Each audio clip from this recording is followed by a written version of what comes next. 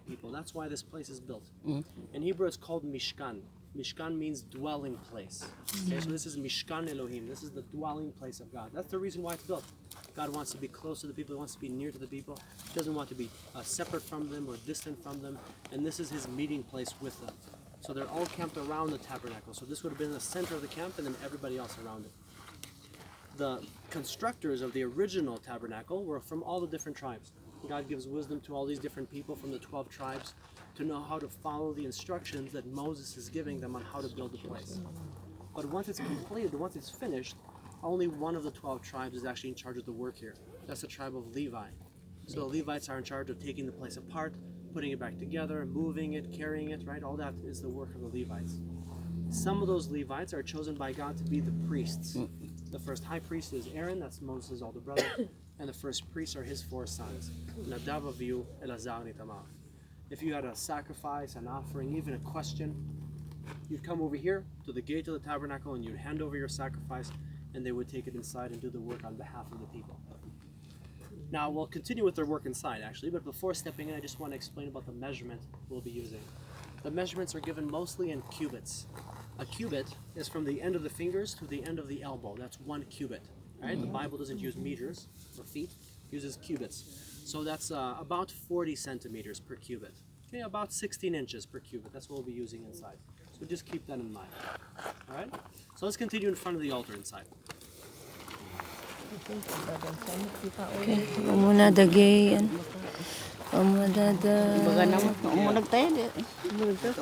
Muna the bishop.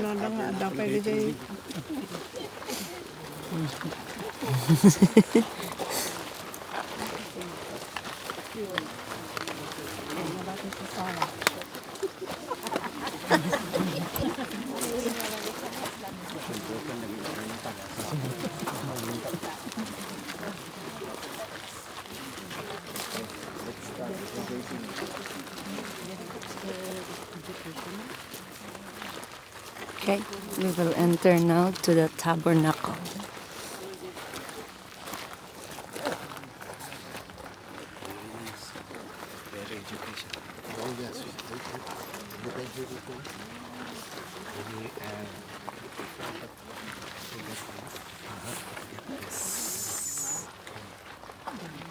Okay.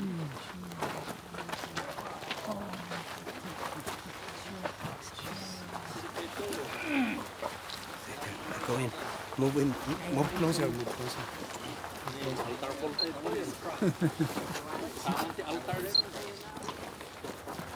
All right, so now we enter into the courtyard. So the tabernacle is divided into 3 areas. You have the courtyard where we are now, the holy place, which is the first room that we'll enter inside the building, and then the second room is called the Holy of Holies. So you have courtyard, holy, Holy of Holies. The courtyard was 50 cubits by 100 cubits and 5 cubits high. The altar of sacrifice was 5 cubits by 5 cubits. The building in the back where the Holy and the Holy of Holies is, that's 10 cubits high. So this is life size. So these are the measurements from the Bible. The first thing you'd see as you're stepping into the courtyard is the altar of sacrifice. This is where most of the work was taking place. Remember, the whole reason why the tabernacle was built is because God wants to be near to the people. And this is not actually possible because of sin. That's why God always keeps himself separated from the people. Okay, so you can't see God, you can't enter into the Holy of Holies, you can't touch the Ark of the Covenant. He always keeps himself separate because of the problem of sin. Ever since sin enters the world, in the beginning of the book of Genesis, it causes separation from God and then death. So you have separation from God, and over here at the altar you have that death. Only it's not the sinner who's dying. Who's dying instead of the sinner? The animal. The animal takes the place of the sinner who's actually supposed to die. So if you have sin, you bring a substitute, an animal to die instead of you, right? Again, remember, it's not as if God actually enjoys the death of these animals or that does any good for anybody. God is trying to explain to the people through the tabernacle very important things about him and about how the world actually works, and about how he views sin. So over here in this sacrifice, you can see that God views sin as very serious. In fact, it's so serious that you have to make it over through your life. Only he says you can have a substitution though. You can have somebody die instead of you. But what's the one thing that that sacrifice has to be? Without sin, perfect, without blemish. So the person gets to go free and live, but the animal that he brought over here actually needs to die and pay the price for his freedom. How does it pay for his freedom? With its own life. That's the payment for that sin. What's the symbol for life in the Bible? Blood. Leviticus chapter 17, verse 11, it says the life is in the blood. God says, I'm giving you this blood not for you to eat or to drink, I'm giving it to you for atonement, right? For the forgiveness of your sins. And then it says, because only blood can actually provide atonement.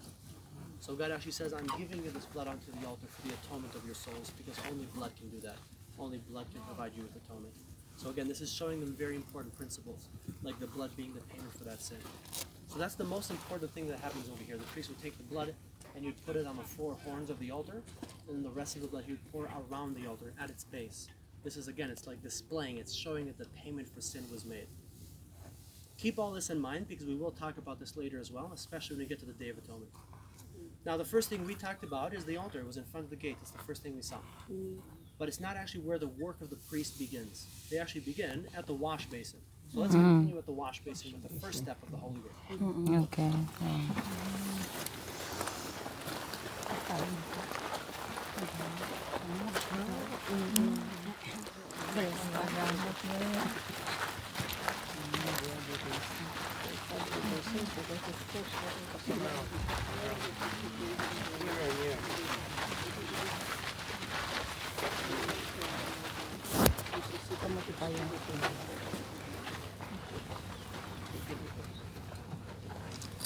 Alright, so here we have the wash basin. The wash basin was made out of copper, and it doesn't actually have any measurements. We actually don't know a lot about the wash basin.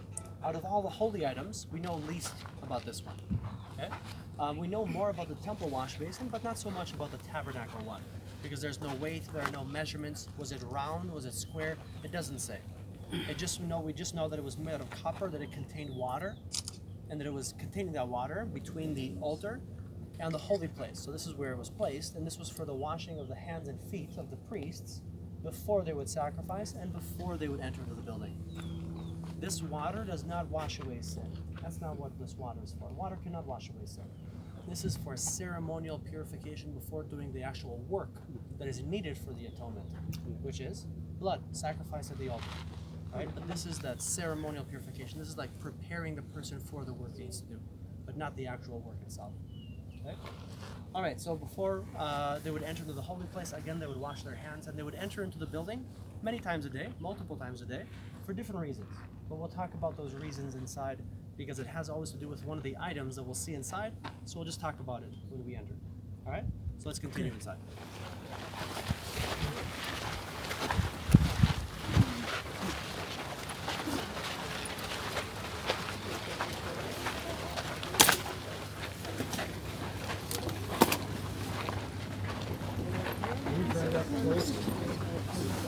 Let's have about 20 people go this way. Go up against the walls, trying to keep the center of the room open so that as many people as possible can see. So you can pass over here, keep going up against the wall.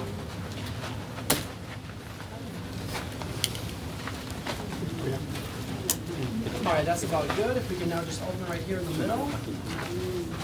Now try to not stand in front of any of the holy items, just try to kind of clear.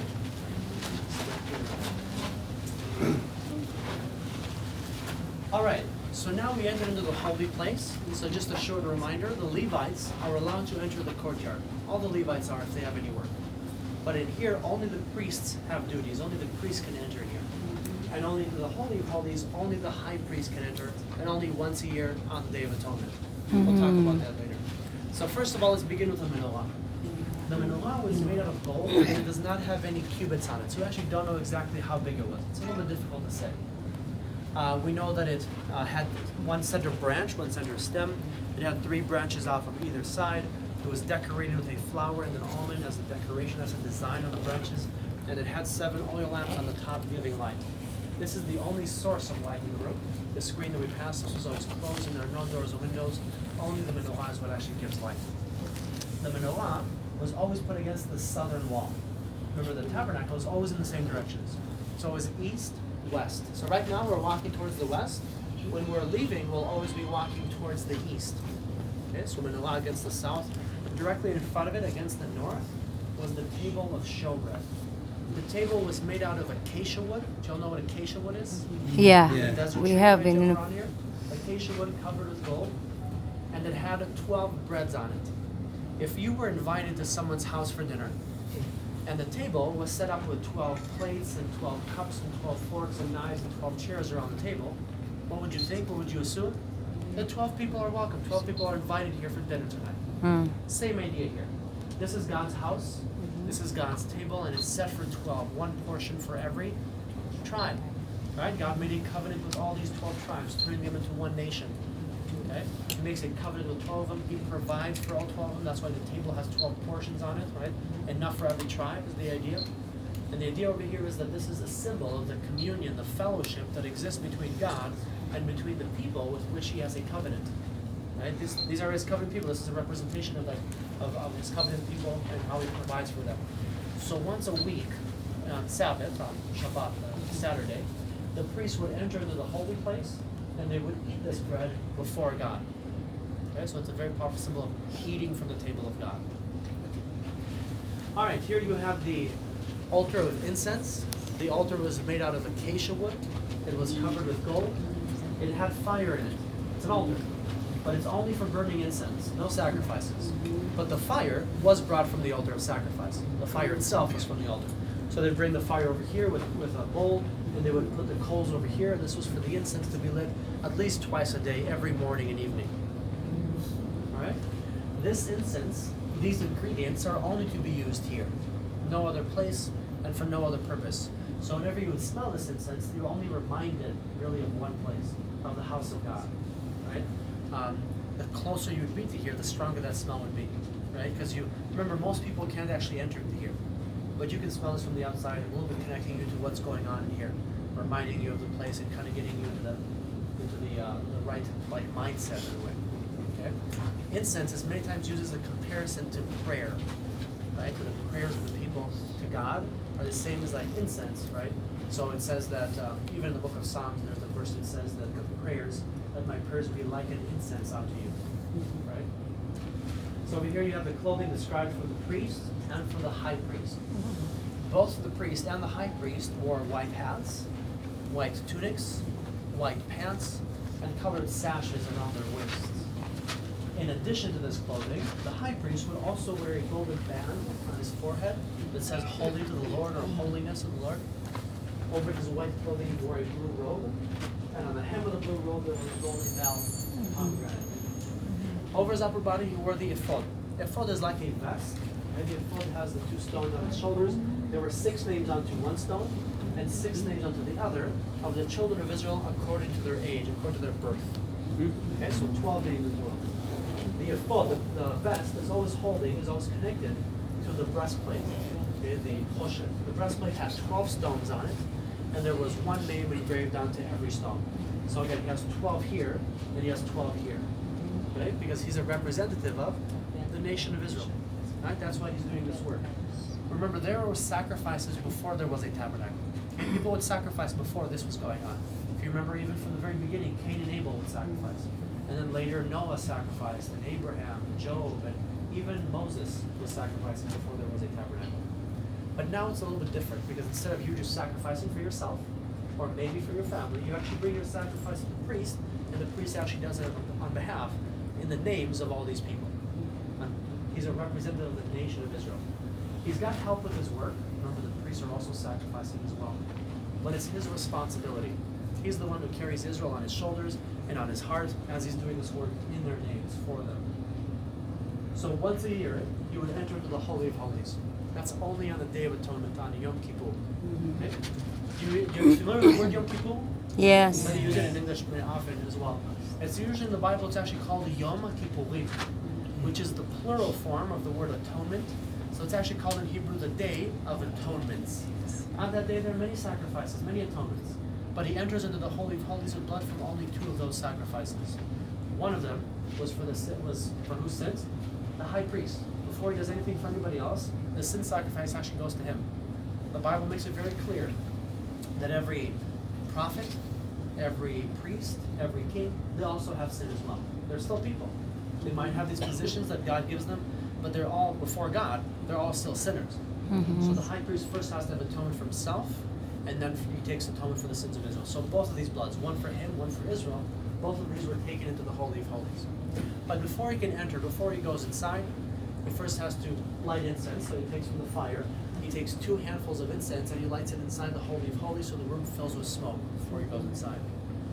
And then he would change into his white clothing because he wears this every day of the year, including on the Day of Atonement, but not when he's inside. So before going inside, he first has to change to completely white, and then he would enter. All right? So we'll actually continue from that point inside. All right? So we'll take it back.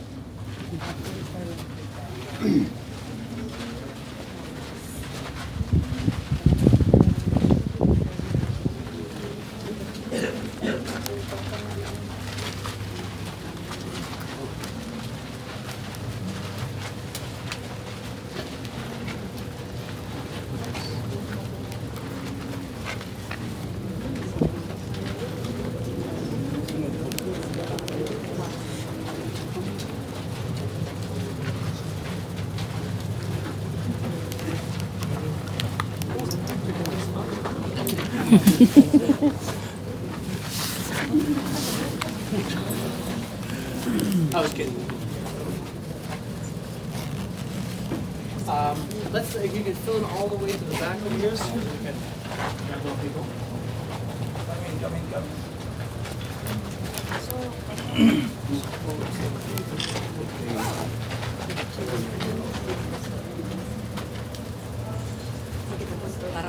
All right. So now we entered into the Holy of Holies. So once you go past this screen, past this curtain, that's the Holy of Holies. That's where the Ark of the Covenant was kept. The Ark was made out of acacia wood. So when I say Ark, I mean the box part. Okay?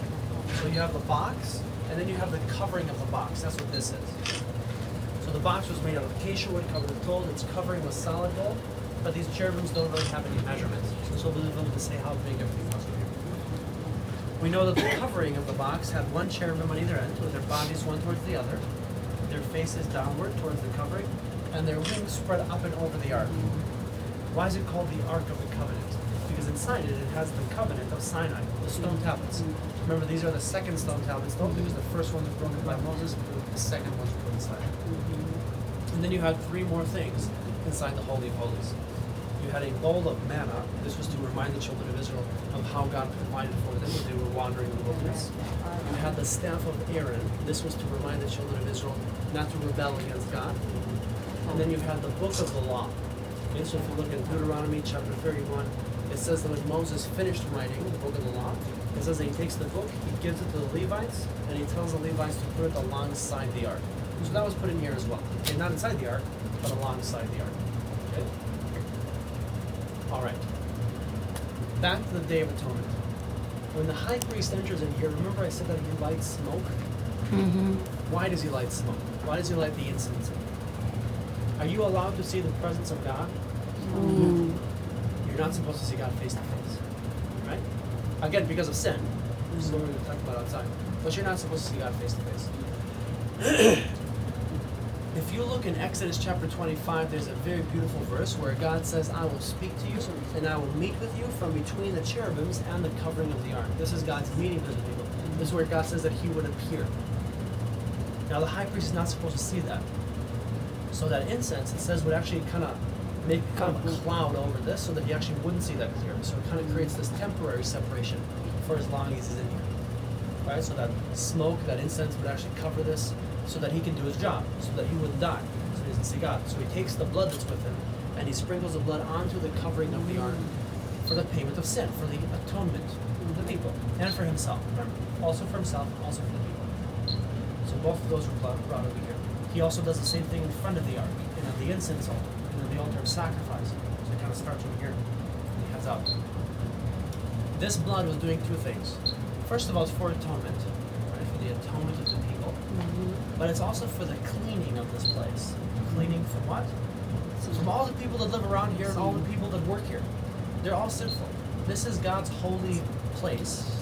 If he didn't want any sin around here, then nobody would ever enter in here. Nobody would ever even be camped around here. In a way, God is actually being very patient with the people because throughout the years, throughout the year, they're also sinning. And there are also things that they're doing wrong, maybe forgetting, whatever it may be. So on that day itself, the place is also clean from them, from the workers of the place. Okay? Now I have a question. What does he do after he sprinkles the blood over here? What does he do next year? Is he out of a job? Does he retire? Is his work finished? The high priest finishes his work either when he's dead or when the people stop sinning. Which means he'll be here next year, unless he dies. Because the people will certainly have sins again this year, and he's going to have atonement for them next year as well. So next year, exactly 1 year, he'll be doing exactly the same thing. And the next year after that, and after that, and after that. You can see that this work never finishes. This work is never completed. Right? Always has to be done again. How many sacrifices in total, how many days of atonement in total does it take until a person is made perfect? Until a person doesn't even have anything left from sin. No separation from God. Once you have 1,000,000 sacrifices, what's the number? 1,000,000, 2,000,000? How many sacrifices until a person can enter into God's dwelling place, into God's presence, and just stay here? That's never going to happen through those sacrifices, right? If you had a debt to pay, let's say you borrowed money from someone, and they said, okay, so you can pay it back month after month after month, and you've been paying it back for over 1,000 years, and you're asking, okay, well, how much is left? How much do I actually have to pay? And the person tells you, oh, it's endless. You just have to keep paying every month, right? You can see how that's a little bit frustrating. You can see that that's never actually going to be paid out. So this was going on for over 1,000 years, and the people were still sinful, and God was still holy, so they're still separated. It's just exactly the same. From the first day, and 1,000 years later, still exactly the same thing is going on, right? Through these sacrifices, there's very little hope to ever become perfect and to ever enter into God's presence. It wasn't going to happen through this. It was showing what needed to be done, right? It was showing that God was holy and that payment for sin has to be made, but it wasn't actually paying for that sin. So what happens in the book of Jeremiah, chapter 31? God says that he was like a husband to Israel. He says that even though he was like a husband to Israel, they have broken his covenant. So what does he say? Let's forget about Israel and throw them away? No, he says, I'll actually make a new covenant with them.